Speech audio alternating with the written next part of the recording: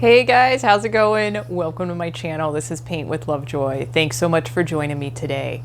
In today's painting, this is going to be an intro to watercolor series. And this is for those of you that have never picked up a brush, never tried watercolors before. I have kind of a three-layer method that I'm going to put you through. And we'll get kind of comfortable with transferring your traceable to your watercolor paper. Then we'll lay some base colors on there. Then we do an outline with brush, Sharpie marker, or a brush pen. And then we'll go back and lay on a few more colors. So that way you're getting comfortable with the transparency of the paint, trying to control the water but not controlling it, and then also working on your saturation and just getting comfortable with the process of watercolors. So in this video, in the description box below, you are going to see a link to a supply kit. And those are all the supplies that I recommend to try watercolor painting, but feel free to utilize the materials that you have at home. Don't feel like you have to go buy brand new supplies unless you need to. Another thing that you're going to see is a link for a traceable. And a traceable is a way for my first time and beginner painters to get your initial image on your composition before you even start painting. And they're just a really nice way to kind of get it started. So there's a link in the description box for your traceable and also a video on how to transfer your traceable to your watercolor paper. So check those out before you jump into painting. And no matter what you paint today, please email me photos of what you paint. I really enjoy seeing what you guys create at home, and then when I share them on the social media outlets, it encourages other people to give painting a try. So I think enough talking. Let's go ahead and get started with your watercolors.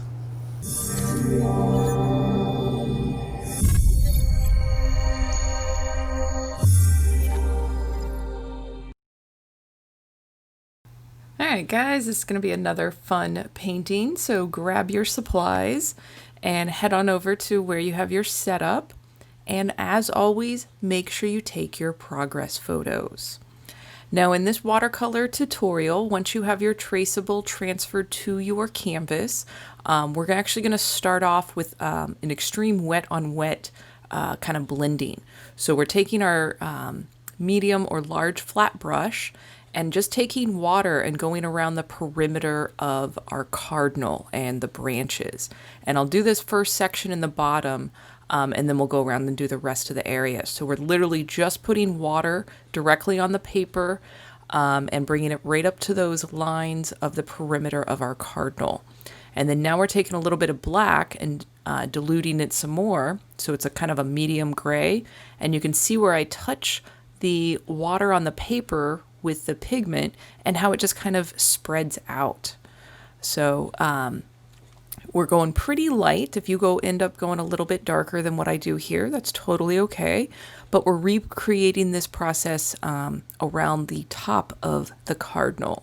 So again, just taking all that water, being rather generous, applying it to the paper, and you do want to make sure that you don't overlap the line with this water. You want to keep all this water on the outside of those branches and on the outside of the cardinal. Because basically where we're putting the water is where the pigment will be allowed to go. So, all right, so here grabbing a bit more of that pigment, and literally you can just see where I just kind of slap it in that water, and then the water takes it and just diffuses with it. So as you get more into watercolor painting, you're going to notice that to change kind of the shade of your colors, you get to focus on saturation.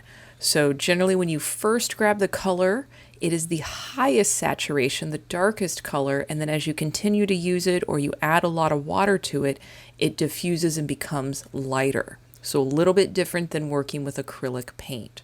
So here I am again going a little bit darker and placing it into the wet water space and placing it a little bit closer to the cardinal. I like having a bit of a contrast from the background to the subject matter. And if you're inclined to kind of maybe throw in some extra colors, go right ahead and do that. I do want you to trust your instincts when you're being creative, and if you want to deviate a little bit from what I'm doing, go right ahead. That's how you are going to learn. And with acrylic or with the watercolor paint, I want you to paint these a couple of times. Nothing's wrong with doing this and then painting again. You're going to run into different variables. Your paint and water will dry at different paces. And it's kind of, you'll have different results each time you do it. And you learn something each time that you paint. So pause the video, take your progress photo. We're moving down to a smaller brush and we're going with our red paint, but we're going to add a lot of water to it. We're going to diffuse this and make it very light. So again, with watercolors, a lot of water and a little bit of pigment is your light color, and a lot of pigment and next to no water is going to be your dark pigment. So again, as you're following along at home, I want you to just observe the place and the shape that I make with each of these additions, each of these colors, and do the best that you can to mimic that at home. You're learning a lot right now. You're learning the control of your brush, the pressure of your brush. You're learning about saturation. You're learning about trying to control but not fully control water. So just have fun. This is your escape from the rest of the world for a little bit. And again, we're going to do kind of a 3-layer approach here. So we're putting in our base colors right now, and then we'll do an outline, and then we'll put some more colors on. So again, just kind of a nice intro to get comfortable with watercolors. And if you're holding your breath, take a deep breath. It does not help with the painting process to hold your breath. And then here you can actually see where I grabbed some of the darker pigment. Still, it was on my palette, but it had more pigment in there. And each time that you see that I grab that pigment, the first place I put my brush, that's the darkest and the most concentrated pigment. And then as I continue to make brush strokes or marks on my canvas or on my paper, the color diffuses a little bit. So something to keep in mind as you were exploring your watercolor abilities. And then here you can see where I just grabbed the pigment directly from the watercolor cake, and that was my darkest version of red. So again, you're just going to play with learning your saturation of your color and kind of just letting go of some control with water. So here you can see I cleaned my brush and grabbed more water, and with just kind of a moist brush, not really dripping wet with water, going back to the perimeter of that darker color and slightly blending it in with the paper and with that base color. So with watercolors, there is a lot of back and forth that you're going to get into. And again, it only gets better and more comfortable with practice. So you'll find to where you either blend with a little bit of water or blend with a little bit of a drier brush, or maybe you're using a little bit more pigment, but there is a constant balance that you're going to be finding with watercolor. And it's a lot of fun. There's a lot of happy accidents that will happen with how the water dries, how the pigment kind of bled into it, how flat or not flat your watercolor paper may be. So again, full permission to just play and have fun. Hopefully while you are painting, the rest of the world just kind of ceases to exist for a little bit. All right, so now we're grabbing some orange, going to kind of warm up a few areas and add the color for the beak. And again, just going right on there. And then I like to take off some of that excess paint and then go back and grab more pigment. And on the right-hand side of the beak, we added a little bit more of that darker orange pigment and then even a touch of that red. And it is mixing with the orange. And again, when you're adding another pigment, a little bit goes a long way. All right, so clean that brush. We're going to go to raw sienna now. We're going to mix it with the red. So we're making kind of a warm, muted red. And again, as you're watching this, just kind of mimic the place that you see where this is added and do the best of your ability to put it in those areas on your canvas, on your paper at home. You're doing a great job. It is takes a lot of courage and a lot of bravery to paint at home. So be kind to yourself as you're going through this process. And keep pictures, keep your progress photos. Like right here is another good spot to take your photo. But just keep finding your visual documentations of your own progress. So now we're moving into what I have is an India ink brush pen. And I really like these just because I don't have to keep dipping the brush back into pigment to reload it. And they are included in the supply list in the description box below. You can use a regular pointy brush and black paint to do this, and you'll just kind of keep reloading that black paint. You can use India ink, or you can use the black paint that was provided in your watercolor palette with whatever you purchased. So here again, we're just going over all the outlines of the beak and the details of the eyes.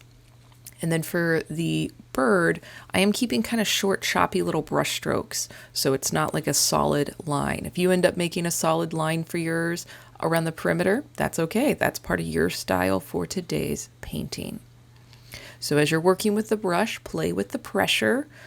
This is great brush practice. So light pressure is going to keep a skinnier line. A little bit more pressure will make a wider line. And as you can see sometimes in the video, I'll put my pinky out, use that kind of as a steady pivot point for me. And that helps a little bit. Sometimes even resting your forearm against the edge of the table will help. But whatever you need to do to kind of steady and level off your hand to make making these lines a little bit easier. Another thing that you may notice is your hand may be shaky as you go to make all these lines, and that means you're holding your breath. So if you are holding your breath and don't quite realize it, as you touch the brush with the canvas, or sorry, I say that backwards, as you touch the paper with the brush, exhale a little bit. It helps when you breathe while you're painting, and when you hold your breath, it just makes your muscles a little bit tighter and stiffer. So laugh at yourself a little bit, take a deep breath, and just keep on going. And no matter what stage you're at in your creative aspirations, I still hold my breath, and I've been painting for decades, so it's just part of the process. All right, then filling in that space around his face. This guy's taken shape nicely, and then we'll be going back in with some of the watercolors in the next step and adding some blue. We'll put the color on for those branches and adding just a little bit more shadow. So you guys are doing a great job. I'm really proud of you. So yeah, pause the video and take your progress photo. And we're going to be moving into some raw sienna, and I did add a little bit of yellow to it just to make it a little bit warmer. So going in and filling in those branches, and then we'll be putting a darker shadow space on the bottom of these branches. There we go, a little bit more of that direct raw sienna, and it is going on the bottom, giving us a bit of a shadow. And your surface is still pretty wet, so a little bit of just that direct raw sienna will go a long way to kind of create that shadow. And that is one of the nice things about watercolor. A little bit of supplies goes a long way. All right, so now we're grabbing our blue, and we're adding a good amount of water, so we're going for kind of a medium blue, not crazy dark. And again, just observe the place that I put these. And my paper is still a little bit wet, so it is blending a little bit with the color underneath. If you have waited a while and your paper is pretty dry, you can always add a touch more water to soften it a little bit. But like I said earlier, you will find your own balance. So if you're inclined to add a little more water than I do, go right ahead and do that. It's kind of fun when you're taking in new skills and just watching how you change a blank white surface into your creation. All right, here, see, I'm grabbing a bit more of the darker blue, a little bit more pigment, and again, just diffusing it into the other areas. With watercolors, you'll work with a lot of transparency and overlapping, and you're observing a lot. So just kind of notice how even this blue is giving a little bit more depth to our cardinal compared to when it was just the shades of red. So as you get more and more into your creative exploration, you're going to just start seeing the world a little bit differently. And that is the point and the beauty of art, is appreciating your environment from a new perspective. All right, and again, if you end up realizing that your pigment's too dark, just wipe that brush off, and with a slightly moist brush and no pigment, you can kind of pull that pigment and diffuse it into the rest of the watercolor paper. So you guys are doing great. I'm really proud of you. All right, so now we're going back to the red. Good place to pause the video and take a progress photo before you go here. But going back to the red, we're going to intensify the red on our cardinal and just kind of beef them up a little bit. And it is kind of nice with having that blue on there from the prior step. Again, just gives a bit more fullness of our volume. All right, and again, if you get too much pigment on there, you just go back, add a little bit more water on your brush, and then you can kind of diffuse it back into the painting and the paper. Again, just play, just have fun. There's enough stresses in the world that you don't need to bring stress into your creative outlets. Just play, have fun. You are learning more when you actually play and have fun than you may be aware of.